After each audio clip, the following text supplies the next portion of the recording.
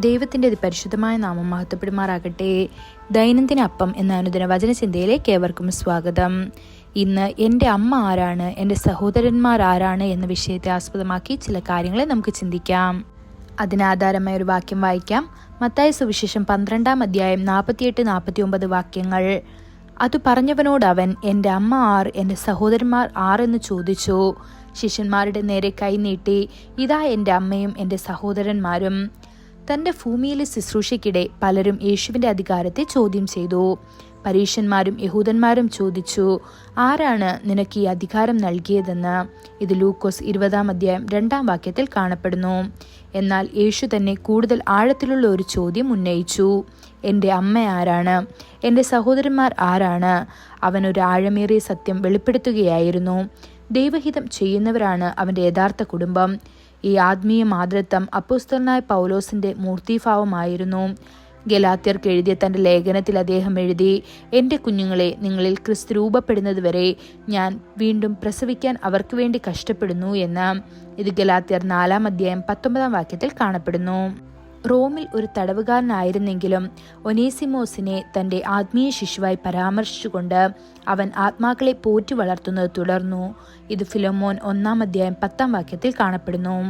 അതുപോലെ ദൈവജനത്തിനു വേണ്ടി ഒരു മാതൃഹൃദയം പ്രവാചകനായ ഇരമ്യാവും പുലർത്തിയിരുന്നു എന്ന് ഇരമ്യാവ് 4-ാം അധ്യായം 31-ാം വാക്യത്തിൽ കാണപ്പെടുന്നു.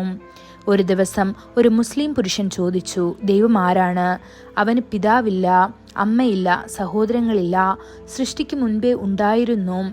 യേശു ദൈവമാണെങ്കിൽ മറിയ എങ്ങനെ അവൻ്റെ അമ്മയാകും? ഞാൻ അവനോട് വിശദീകരിച്ചു, ലോകം സൃഷ്ടിക്കപ്പെടുന്നതിന് മുൻപേ യേശു ഉണ്ടായിരുന്നു. മറിയ ജനിക്കുന്നതിന് മുൻപേ അവൻ ഉണ്ടായിരുന്നു. അതുകൊണ്ടാണ് അവൻ പറഞ്ഞത്, അബ്രഹാം ഉണ്ടാകുന്നതിന് മുൻപേ ഞാനാകുന്നു എന്ന്. ഇത് യോഹന്നാൻ 8-ാം അധ്യായം 58-ാം വാക്യത്തിൽ കാണപ്പെടുന്നു. നിത്യപുത്രൻ മനുഷ്യരൂപം സ്വീകരിച്ച് തെരഞ്ഞെടുക്കപ്പെട്ട പാത്രമായിരുന്നു മറിയ. യോസഫ് അവനൊരു വീട് നൽകി. പക്ഷേ ഒരിക്കലും യേശു മറിയയെ അമ്മ എന്ന് വിളിച്ചില്ല. പകരം അവൻ അവളെ സ്ത്രീ എന്ന് അഭിസംബോധന ചെയ്തു. ഇത് യോഹന്നാൻ 2-ാം അധ്യായം 4-ാം വാക്യത്തിൽ കാണപ്പെടുന്നു. അത് അവന്റെ ദിവ്യ സ്വഭാവത്തെ സൂചിപ്പിക്കുന്നു. യേശു തന്റെ ശിഷ്യന്മാരുടെ നേരെ കൈനീട്ടി പ്രഖ്യാപിച്ചു, ഇതാ എൻ്റെ അമ്മയും സഹോദരന്മാരും. സ്വർഗസ്ഥനായ എൻ്റെ പിതാവിൻ്റെ ഇഷ്ടം ചെയ്യുന്നവൻ എൻ്റെ സഹോദരനും സഹോദരിയും അമ്മയുമാണെന്ന് മത്തായി 12-ാം അധ്യായം 49-50 വാക്യങ്ങളിൽ പറയപ്പെടുന്നു. ദൈവമക്കളെ, നിങ്ങൾ പിതാവിൻ്റെ ഇഷ്ടമനുസരിച്ച് നടന്നാൽ നിങ്ങൾ ക്രിസ്തുവിൻ്റെ കുടുംബമായി എണ്ണപ്പെടും. അവൻ്റെ അമ്മ, സഹോദരൻ, സഹോദരി എന്നിങ്ങനെ. അതിനായി ദൈവം നമ്മെ ഓരോരുത്തരെ സഹായിക്കുമാറാകട്ടെ.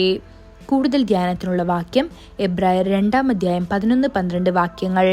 വിശുദ്ധീകരിക്കുന്നവനും വിശുദ്ധീകരിക്കപ്പെടുന്നവർക്കും എല്ലാം ഒരുവനല്ലോ പിതാവ്.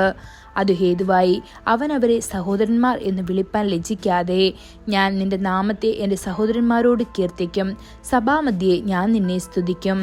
ഇന്നത്തെ ബൈബിൾ വായന രാവിലെ 1 രാജാക്കന്മാർ 3, 4, 5 അധ്യായങ്ങൾ. വൈകുന്നേരം ലൂക്കോസ് 20-ാം അധ്യായം 1 മുതൽ 26 വരെയുള്ള വാക്യങ്ങൾ. ആമേൻ.